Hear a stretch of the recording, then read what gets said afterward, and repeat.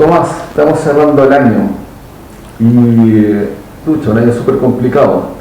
¿Qué rescatas tú de este año y qué cosas tú sientes o piensas que quedaron pendientes de este año? Bueno, es un año muy complejo el que se está cerrando, en el que se junta, diría yo, lo bueno y lo malo, porque uno tendría que titularlo como 2020, el año de la pandemia, y la pandemia ha resultado una tragedia para millones de familias, no solo por la cuestión de salud, que por último es algo que tiene algún tipo de respuesta, aunque demore en el tiempo y más o menos se puede prever las consecuencias. Sobre todo diría que en el caso de Chile ha sido una pandemia social. Ha quedado en evidencia el drama social de nuestro país, ha quedado en evidencia la mentira de un país que ha presentado al mundo un modelo como exitoso y que en realidad ha significado un drama para la inmensa mayoría de las familias chilenas.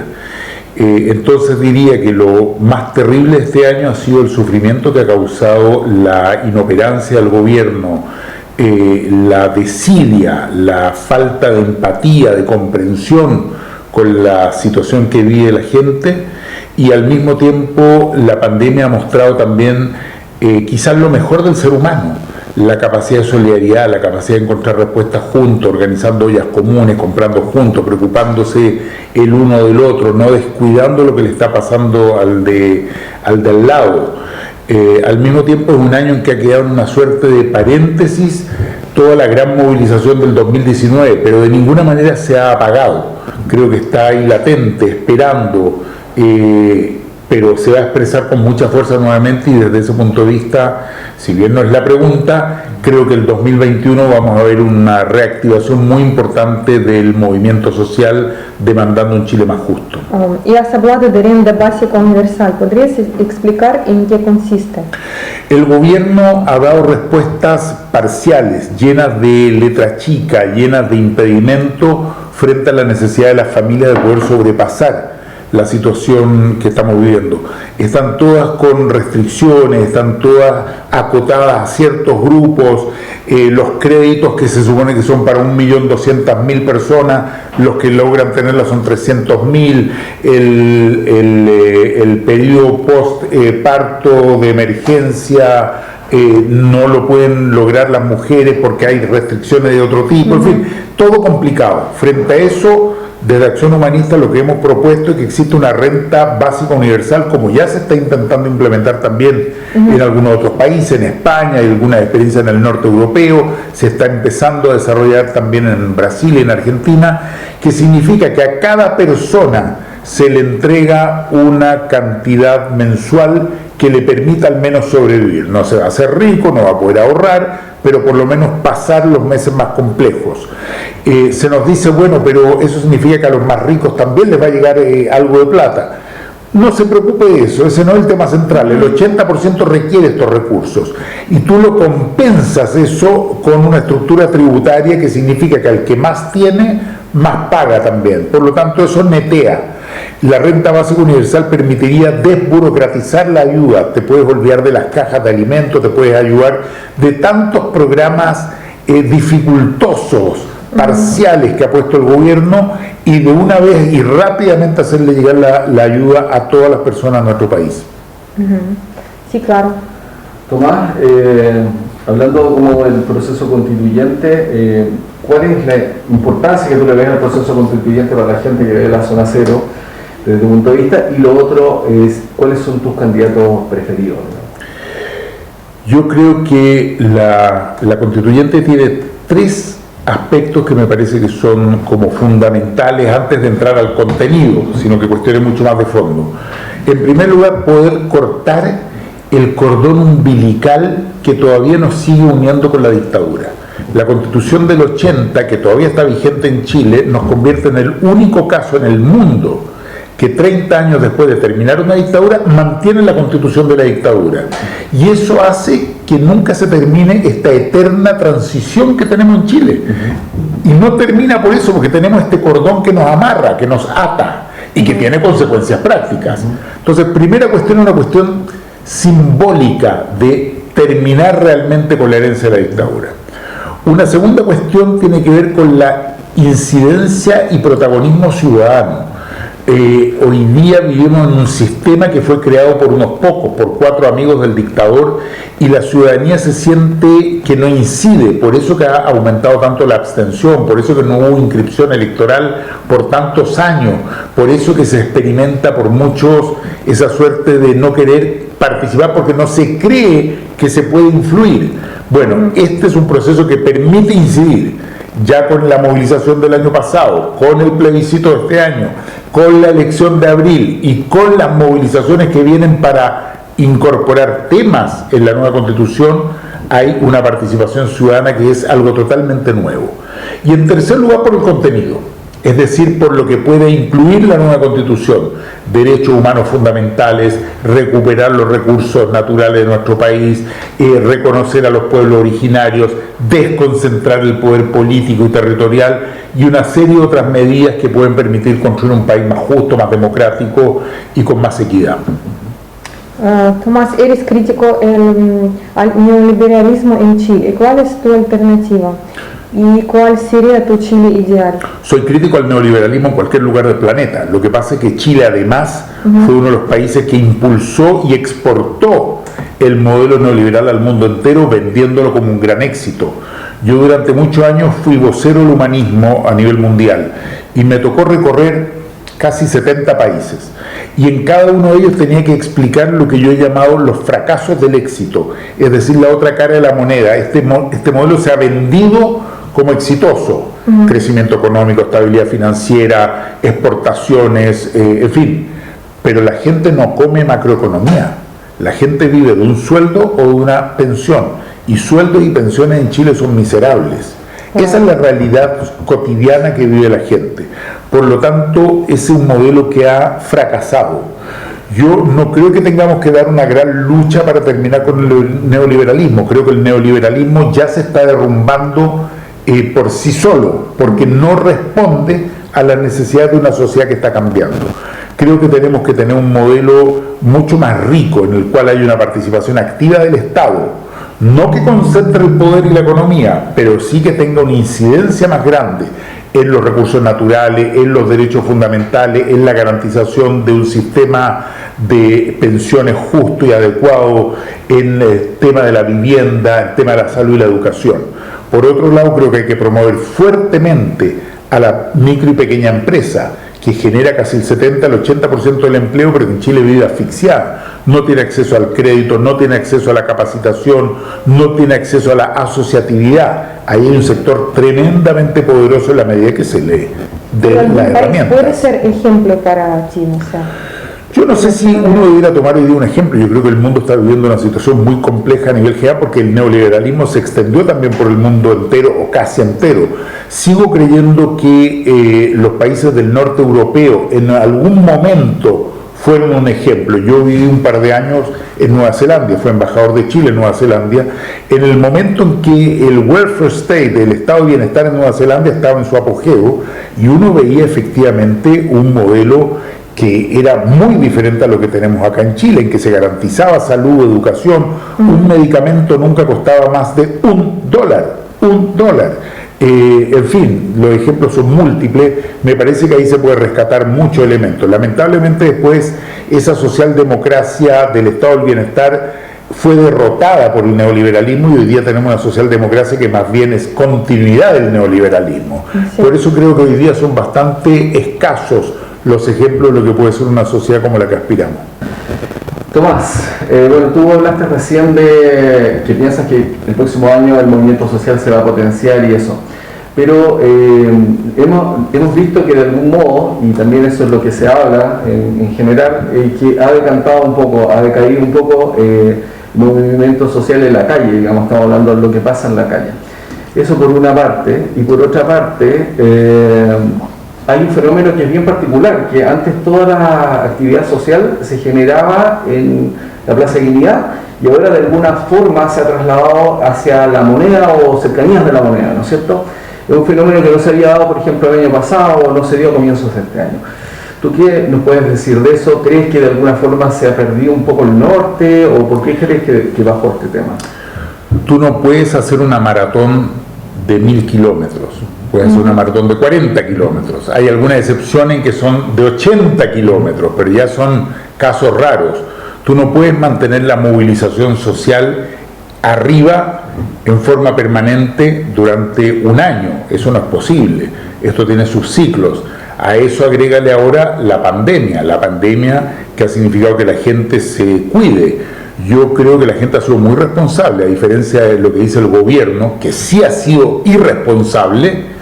La gente ha sido responsable, ha cuidado lo suyo. Está bien, habrá una fiesta clandestina por acá, habrá otra gente que no cumple la cuarentena por allá. Más responsable que en otros países. Pero la gente se ha cuidado, a pesar de las dificultades, se ha cuidado. Se ha tenido que autocuidar además, porque el gobierno no lo ha hecho. Y eso, por cierto, que ha significado menos expresión en la calle, en el territorio de las demandas sociales.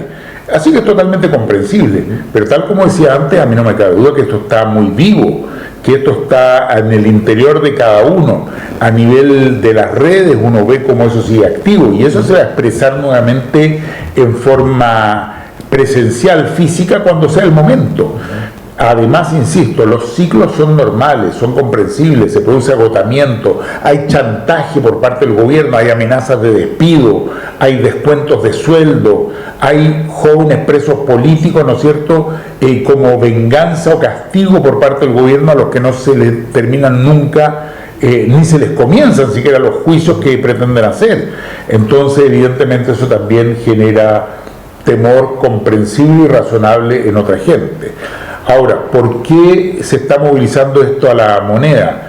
Yo creo que acá hay una cuestión simbólica muy importante y toda la movilización del año pasado tuvo mucho de simbólico. Fíjate tú, me escapa un poco tu pregunta, pero observa cómo no hubieron líderes el año pasado, en el 18 de octubre, hubieron símbolos, el Matapacos, la Plaza de la Dignidad, el derecho a vivir en paz de Víctor Jara, pateando piedra a los prisioneros, símbolos, el Cine Arte Alameda, la Primera Línea. Son símbolos más que personas. En la movilización del 2011 tú veías personas, Camila Vallejo, Gabriel Boric, Giorgio Jack, ¿te fijas? Acá no hay liderazgos personales. Y un símbolo esta vez fue la Plaza de la Dignidad, lo que significaba tomarse el eje central de la ciudad, tomar posesión.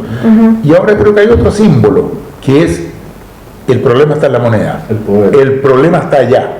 Se ha captado eso, esas son cuestiones más psicosociales que políticas y me parece muy interesante. De algún modo la gente capta que allá está el problema, en la moneda, entonces bueno, van para allá, me parece muy bien. Es como ir al poder, ¿no? Por supuesto, vamos donde está el problema. Exacto. Oye, también, ¿tú piensas que puede influir en que baje, digamos, el movimiento social, en cierto modo, la expresión en la calle, el hecho de que la gente acceda al 10%? Y es como un bálsamo para muchas familias, muchas personas. Yo creo que eso es lo que cree el gobierno. Y me parece que no es así. Okay. Creo que se están, ¿cómo han dicho? Se están curando mal. A mí me parece que hoy día la gente ha acudido a su 10% porque ha estado muy preocupada, han estado muy angustiada y además porque no creen en las AFP. Entonces mucha gente tal vez no ha requerido los recursos ahora, pero dice, entre tenerlos en la AFP que me están robando, tenerlos yo, prefiero tenerlos yo, lo cual me parece de gran sabiduría, opino lo mismo. Pero no creo que el 10% en términos generales sea un bálsamo, ni mucho menos un bálsamo de largo plazo. Puede haber en algunos casos tranquilizado ciertas angustias en el corto plazo, pero no creo que vaya más allá de eso. Y se aprobó el aborto legal en Argentina hasta las 14 semanas de gestación. ¿Cuál es tu opinión? Mi opinión es que ha sido un triunfo maravilloso, en primer lugar de las mujeres argentinas que venían luchando por este derecho desde hace mucho tiempo. Ya el 2018 se había perdido esta ley, ahora finalmente se gana y se gana bastante bien. Si no me equivoco, 38 votos a favor, 29 votos en contra, es mucho más de lo que se pensaba incluso ayer. Y eso habla de un movimiento social también que se expresa con tal fuerza que finalmente son muchos los parlamentarios, y sobre todo parlamentarias, que entienden que esta demanda es una demanda justa y necesaria. Habían parlamentarios que habían votado en contra la vez pasada y que esta vez votaron a favor de la ley. Espero que esto sea una inspiración para que en Chile esta lucha siga. Lo mismo. No, yo digo para que esta lucha continúe. Creo que falta para que pase lo mismo porque el Senado chileno es tremendamente conservador, no solo la derecha que está ahí, sino que la ex nueva mayoría forma parte de ese grupo tremendamente conservador, de ese llamado Partido del Orden, así que la lucha aquí va a tener que ser bastante más larga. Pero por ahora que reactive el movimiento en esa dirección y ya después tenemos que lograr los votos en las cámaras de diputados y el Senado. Pero eso no va a ser fácil en Chile. Puede afectar Chile. O sea, yo creo que va a afectar positivamente, creo que esto va a levantar nuevamente una demanda absolutamente necesaria. En Chile costó mucho avanzar con el aborto en 3 causales, luego que estuvo aprobado el gobierno puso nuevos impedimentos, pretendieron que existiera la objeción de conciencia institucional, que es la cosa más ridícula que existe, como si los muros de un hospital pudieran objetar. Finalmente se logró despejar ese tema, pero aquí hay un sector muy poderoso en los medios de comunicación, económicamente y políticamente, que va a hacer todo lo que puedan para impedir que se legisle en esta dirección. Finalmente se va a lograr, pero nos va a significar muchas luchas por delante. Tomás, recientemente, hace me parece 3 días, CADEM le dio un aumento en la aprobación de Piñera a un 17%, que sigue siendo muy bajo obviamente, y su tasa de rechazo bajó en 5 puntos, creo que 70%, que sigue siendo muy alta, pero se dio ese fenómeno según CADEM. ¿Tú qué piensas con respecto a CADEM, con la encuesta o este fenómeno? ¿Por qué se podría atribuir esto? Si yo fuera CADEM, también mejoraría el porcentaje de quién me financia y quién me paga. Así es que me parece que están haciendo la pega que se le encomendó. CADEM siempre ha estado vinculado con el gobierno y particularmente con Sebastián Piñera. Sus gerencias fundamentales, Isaacson es alguien muy cercano al presidente, que está en las charlas que tienen cuando se reúnen, etcétera. Así que no me extraña para nada, pero creo que ya le estamos dedicando demasiados minutos a CADEM con mi respuesta. La verdad es que es demasiado poco seria esa empresa como para poder hacer análisis en base a lo que digan. Más bien me quedo con lo que dicen la generalidad de la encuesta. El presidente de Chile es el que tiene menos apoyo en toda América Latina, creo que uno de los que menos apoyos tiene en el mundo entero, y me extraña todavía que esté en el 7%. Hoy día, por la negligencia con que está gobernando, francamente creo que debería estar pronto entre el 4 y el 5%. Y Chile ha sido el primer país en Latinoamérica en comenzar el proceso de vacunación contra el COVID. ¿Crees en la vacuna? ¿Te vacunarás? En primer lugar, Chile no fue el primero. Hubo países... No, en México empezaron a vacunar antes, aunque acá al gobierno le gusta decir que fuimos los primeros. Es parte del exitismo con que se mueve el presidente de este país. En todo caso, sí creo en la vacuna, y yo creo que las vacunas han salvado, se dice que alrededor de 200 millones de vidas desde el momento que existen. No me refiero a la del COVID, por supuesto, me refiero a toda la historia de las vacunas. Creo que ha sido un tremendo aporte de la ciencia. Soy parte de la Comisión de Ciencia de la Cámara de Diputados y como tal me ha tocado conversar con muchos y muchas científicas y académicas que están involucrados en investigaciones o apoyo a investigaciones de las vacunas, tanto del COVID como en otras anteriores, y aspiro a que toda la población se vacune. Más allá de que no me cabe duda que hay grandes negociados de los laboratorios, pero ese es otro tema. Sin duda, aquí hay mucho negocio económico, pero detrás hay un mundo científico que creo que ha estado haciendo un gran aporte, bastante más interesante que el mundo empresarial, político en muchos lugares, y de otro tipo. Así que sí, y yo personalmente me voy a vacunar cuando tenga la oportunidad de hacerlo y corresponda de acuerdo a los turnos que se establezcan. Tomás, este es un año más que complejo, súper enredado, y haciendo un poquito de ficción, ¿tú cómo proyectas el próximo año? ¿Qué piensas cómo crees que se viene? Es un año que va a estar marcado fuertemente por procesos electorales. Nunca en la historia de Chile hemos tenido tantas elecciones en un mismo año, entre primeras vueltas, primarias, segundas vueltas, convencionales, concejales, alcaldes, cores, gobernadores, diputados, senadores y presidente de la República. Es una enorme cantidad de elecciones, así que eso va a marcar el año, pero también va a estar marcado por una reactivación de las demandas sociales, acompañando o en paralelo con ese proceso más institucional. Sin duda que desde un punto de vista histórico la más importante que vamos a vivir es toda la convención constitucional, la generación de una nueva constitución. Y respecto a eso yo tengo una opinión muy precisa. Creo que es fundamental que se mantenga y se fortalezca la organización ciudadana y la movilización ciudadana. Y con esto quiero decir lo siguiente: aun cuando los 155 convencionales fueran electos por mi sector, fueran todos, por una arte de magia, coincidentes con nuestra mirada, aún así creo que lo más grave que se podría hacer es dejarlos solos, que sería un tremendo error, aunque todos estén de acuerdo en lo que opinamos. Creo que es fundamental mantener la movilización ciudadana, exigirles ir a los territorios, exigirles que escuchen a la gente, que consulten sobre temas en que hay diversas opiniones, aunque eso no esté en la ley o en el reglamento, que mantengan esta dinámica, que la ciudadanía haga sentir su fuerza, su presión. Me parece que es fundamental. Me parece que si no se hace eso, estamos ante un problema, que si los dejamos solos y les decimos ya ahora encárguense ustedes, por muy de nuestro mundo que sean, van a terminar desconectados, van a terminar sin el vínculo necesario con lo que está sucediendo en los territorios, con los movimientos sociales. Así que le asigno una tremenda importancia a la mantención de la organización y de la movilización ciudadana. ¿Le podrías dar un mensaje a los seguidores de la Zona Cero? Bueno, en primer lugar les diría que sigan siguiendo a Zona Cero. Me parece que es muy bueno que la gente se informe por distintas vías.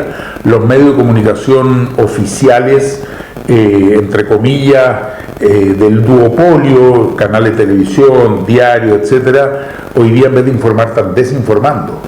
Hay mucha manipulación de la información, se está torciendo, se cuenta ciertas verdades muy entre comillas y se esconde lo que realmente está sucediendo. Por lo tanto, creo que es muy necesario que la gente pueda tener otras vías que le cuenten la realidad de lo que está pasando, que les completen el cuadro.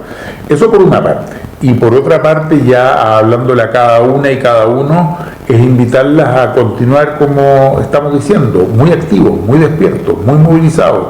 La Zona Cero es una zona fundamental, pero que hay que multiplicarla en todo Chile. Hay que multiplicarla de Arica a Punta Arenas, a Tierra del Fuego. Necesitamos muchas zonas cero, necesitamos muchas plazas de la dignidad, necesitamos muchas asambleas, cabildos, debates, discusiones. Y eso es fundamental, construirlo con la participación de cada una y cada uno. Muchas gracias. A ustedes. Gracias, Tomás. Gracias.